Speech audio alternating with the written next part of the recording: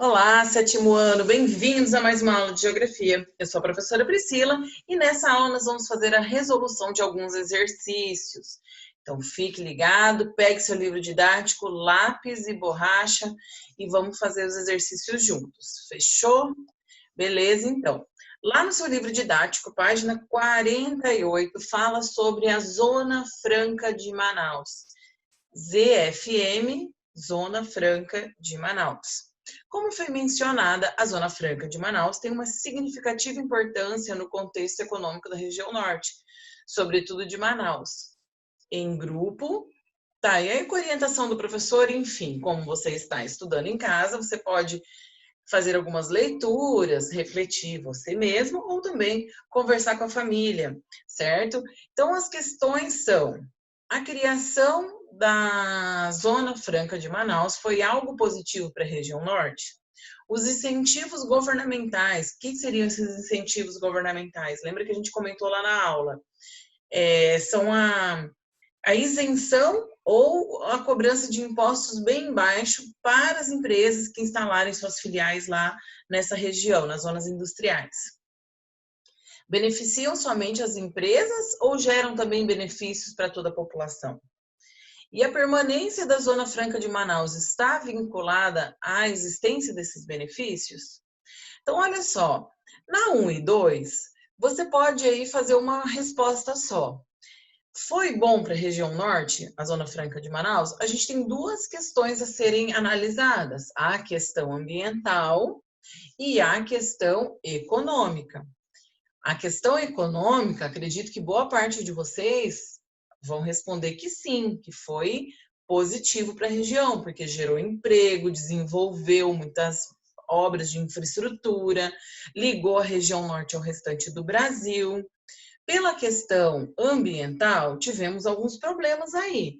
Aumentou o índice de poluição atmosférica, o índice de poluição dos rios, também tem a questão do desmatamento, porque é uma área industrial bem grande. Então, assim, tem que fazer o pró e o contra e também fazer uma análise aí, um balanço dessas duas questões, né? Que fica a reflexão aí. Os incentivos governamentais, né, geram benefícios para a população?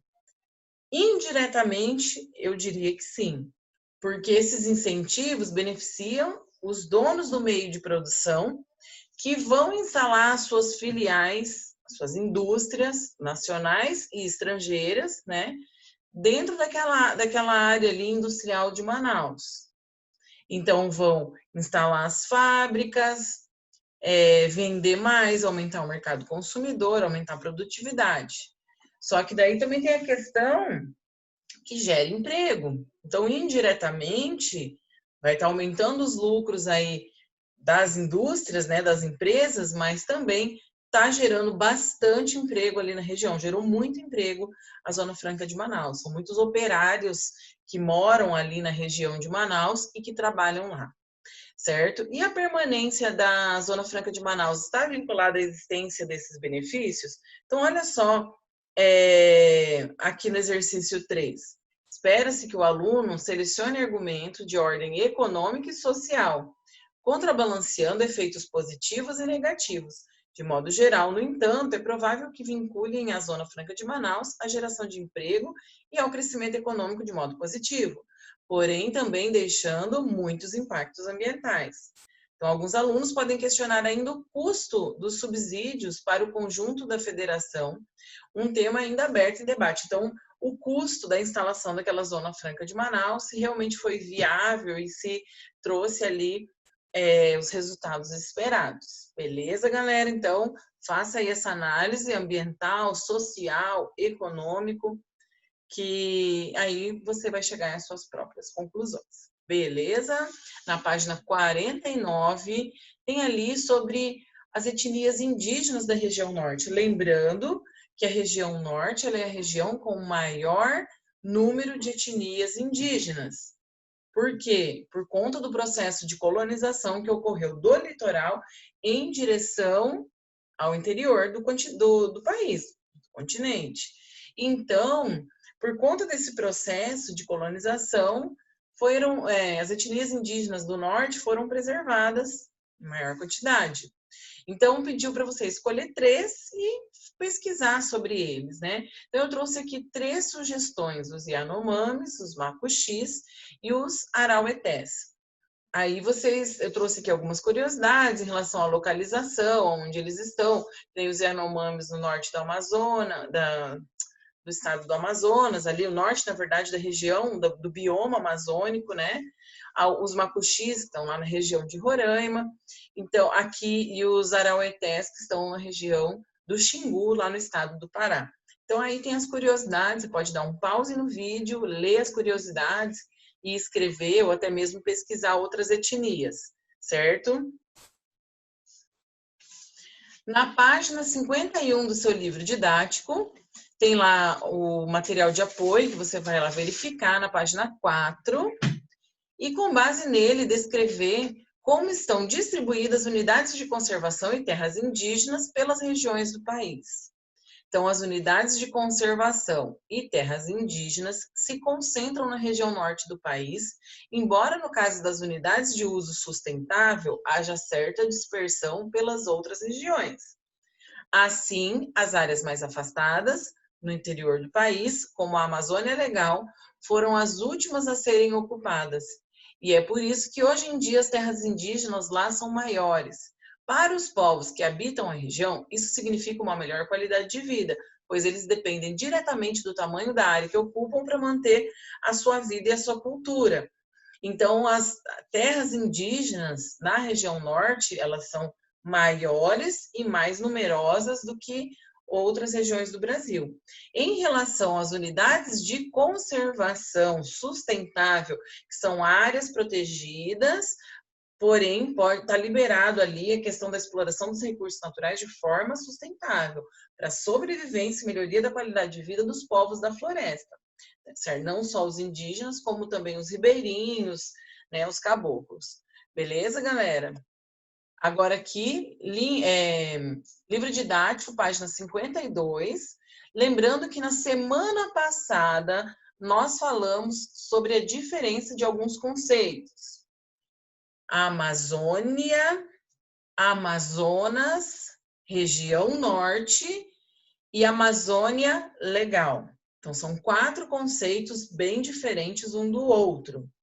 Quando a gente fala Amazônia, estamos nos referindo a um bioma amazônico que pega não só o Brasil, como outros países da América do Sul, Peru, Colômbia, Bolívia, enfim, e outros. Então, a gente está falando de um bioma, floresta amazônica, o clima quente e úmido, relevos planos, enfim. Quando eu uso o termo Amazônia Legal, eu estou me referindo à parte do bioma amazônico que pertence ao Brasil. Quando eu me refiro a Amazonas, eu estou me referindo à unidade da federação, um estado que faz parte da região norte. E a região norte é um território administrativo político, certo? É uma região administrativa política do IBGE, certo? Uma das regiões do Brasil. E não é sinônimo de Amazônia. Região norte tem boa parte da sua vegetação, o bioma amazônico, porém também tem outros biomas, como a gente viu na aula da semana passada. Tem lá, por exemplo, no Tocantins, parte da região norte, um trecho ali de cerrado. Então, região norte não é sinônimo de região amazônica, que é o bioma. Beleza? Então, olha só, corresponde a uma das 5 regiões estabelecidas pelo IBGE, região norte. Trata-se da nomenclatura das florestas úmidas que ocorrem na parte setentrional da América do Sul. Setentrional é porção norte da América do Sul, certo? Próxima à linha do Equador, floresta amazônica, e delimitação da área brasileira de predomínio da floresta amazônica para adoção de políticas governamentais específicas. No caso, é de domínio, né, administrativo e político do Brasil, é a Amazônia Legal. Aqui fala sobre uma reportagem, na verdade, assim, uma reportagem ali, uma matéria que dizia que o desmatamento na Amazônia interferia diretamente no regime de chuvas lá no estado de São Paulo. Como pode? Uma coisa longe da outra, parece que aparentemente não tem relação nenhuma, mas tem, porque a grande umidade, vapor de água liberado para a atmosfera pela vegetação amazônica, pela floresta amazônica, é gigantesca.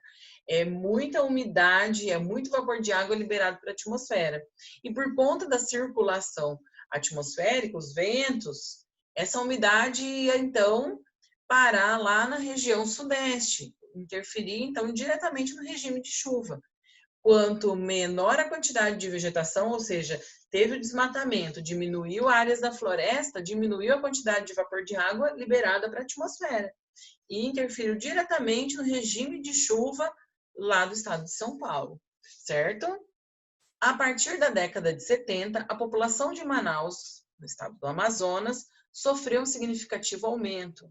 Quais fatores podem ajudar a explicar o crescimento da população manauara, que é a galera que mora lá em Manaus?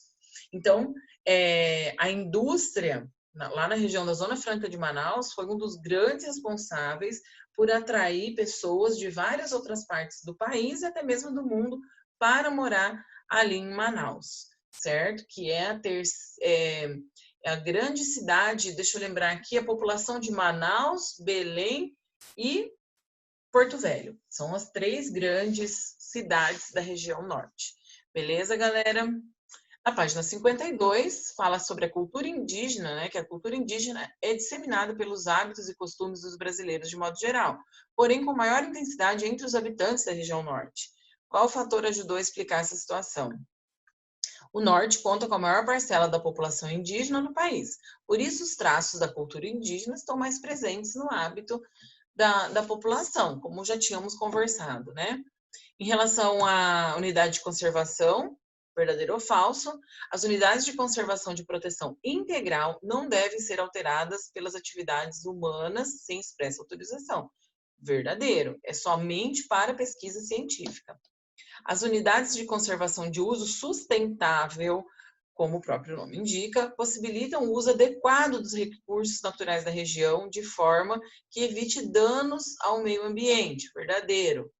As reservas extrativistas, onde vivem as comunidades tradicionais de seringueiros e ribeirinhos, podem ser classificadas como unidade de conservação de proteção integral? Não, porque os povos das florestas, os povos da floresta, que seriam ribeirinhos, seringueiros, a própria população indígena, utilizam os recursos da floresta de forma sustentável. A demarcação de unidade de conservação de uso sustentável ou proteção integral ou terras indígenas é uma das formas de garantir a preservação ambiental? Verdadeiro. Tanto as reservas de proteção integral quanto as de uso sustentável podem se transformar em áreas de expansão de fronteiras agrícolas? Não, gente, não pode, tá? São áreas de preservação ambiental. E é isso aí, galera. Espero ter contribuído para o seu conhecimento. Até a próxima!